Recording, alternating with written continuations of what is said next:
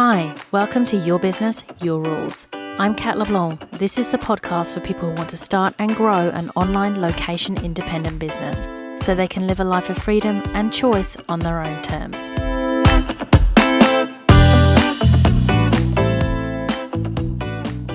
Welcome to episode 64. How to know if a product or service will sell before you create it. When starting a business, one of the big questions you'll want the answer to is how can I know if my product will sell? In my 7 years of working with new business owners, I've found that asking this question sooner rather than later can save a lot of heartache and trouble. There are a number of ways to know if your product will sell before creating it. Checking what is already selling successfully and doing market research are two excellent examples. However, what I find the best way to know if your product will sell is to check how many core human needs it satisfies. So let's start out with the easiest way to do some due diligence before getting into that stuff about the core human needs. So the easiest way to know if a product will sell and if you're onto a winner is to simply look at if someone else is making money selling a similar thing. Contrary to popular belief, you do not need a completely unique business idea or product to make money. If anything, it's better to be offering something that's at least familiar to your audience. Otherwise, you'll end up wasting valuable resources explaining what your product is instead of people already understanding the concept and potentially being ready to buy. So check what's out there already. Is it selling? Remember as well, just because their website looks great doesn't mean they're making money.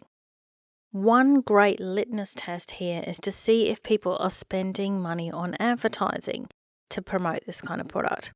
Because no successful company is going to continue to pay for money to promote something unless there's money in it for them. So the traditional route, market research. Another way of finding out if your product is likely to make money is by doing traditional market research. You can interview potential buyers about their buying habits. You can see what people are searching for online. When you find these products and services, you may also be able to see what people like and dislike about them in any reviews or feedback. What are they wanting more of and what are they wanting less of? Then we move into the psychology, and this is more about asking the question, what are they really buying? So that comes back to those core human needs, because people are driven by very similar needs.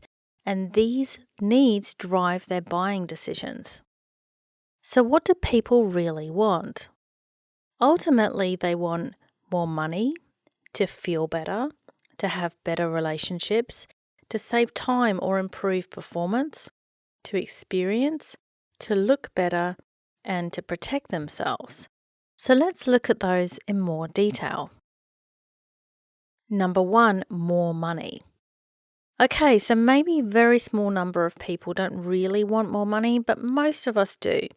Money creates freedom of choice, and any product or service that is likely to make the buyer money is going to be easier to sell. Sales coaching, investment property, and further education are examples of this. Essentially, it becomes a no-brainer for the customer as long as it's priced correctly. If your product or service has the potential to make the buyer money, as long as you can clearly communicate that fact and it offers good value, you're on to a winner. Number 2, to feel better. So who doesn't want to feel better? People buying health coaching, as an example, are not looking to experience being coached, maybe not even necessarily looking to learn about new ways of eating. Ultimately, they're buying the end result, to feel better.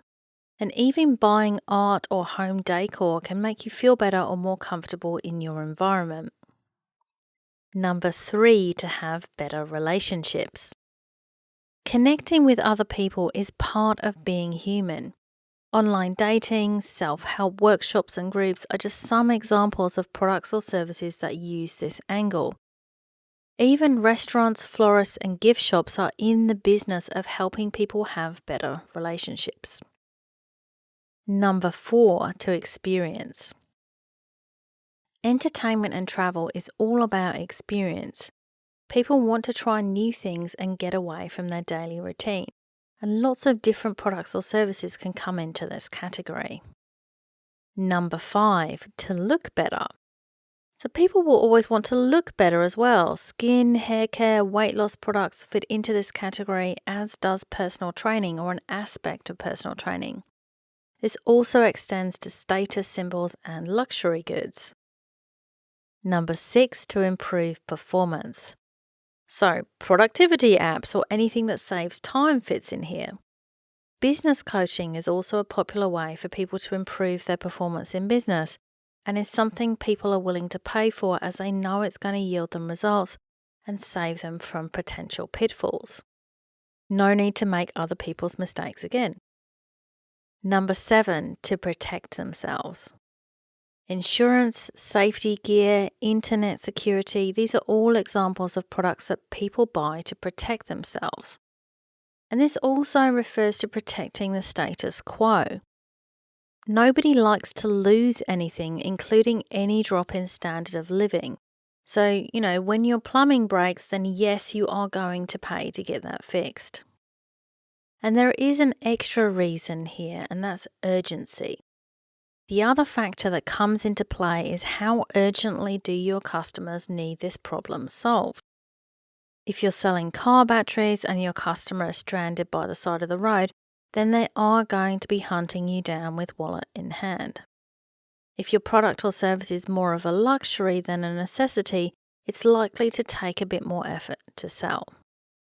So bringing it all together, how to know if your product will sell. First, check if your product idea fits into at least one and preferably multiple core human needs. So it's answering those things that the underlying reasons why people purchase. 2, then see if you can find someone else who's selling this type of product successfully already. This will give you a very good idea before getting deeper as to whether or not what you have is marketable and if it's going to sell. Have a wonderful day, and I look forward to speaking with you again soon. Thanks for listening to Your Business, Your Rules. I'm Kat LeBlanc. If you like this show, I'd love you to subscribe, share, and leave a review on iTunes. And if you'd like to continue the conversation, head over to my website at katleblanc.com. Until next time.